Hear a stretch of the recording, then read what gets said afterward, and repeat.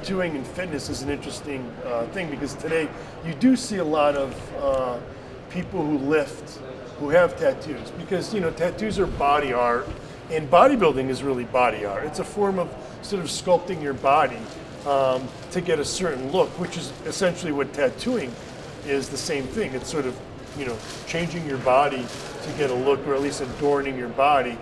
But back in the day, tattoos in bodybuilding, tattoos were frowned upon, and judges would take off points if you had even just a small tattoo on your wrist, because they thought it sort of took away from the focus on the body. You sort of had this scar, if you will. It was really, they're really viewed as scars.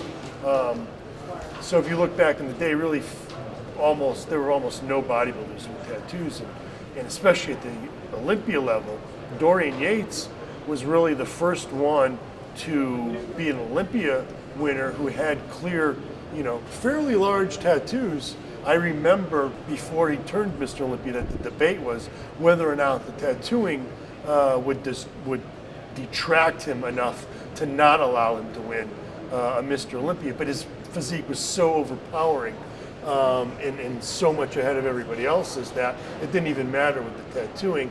And I think that was really a step forward in the way that tattooing is viewed in the sport of bodybuilding.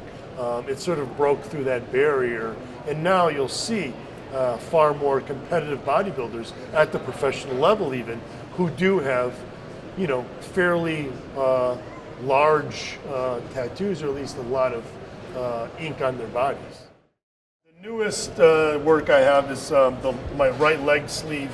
I've always wanted the full body suit, but I always debated on keeping this leg sort of naked, if you will, because when you have a full sleeve like this, you really can't see the muscularity and the striations.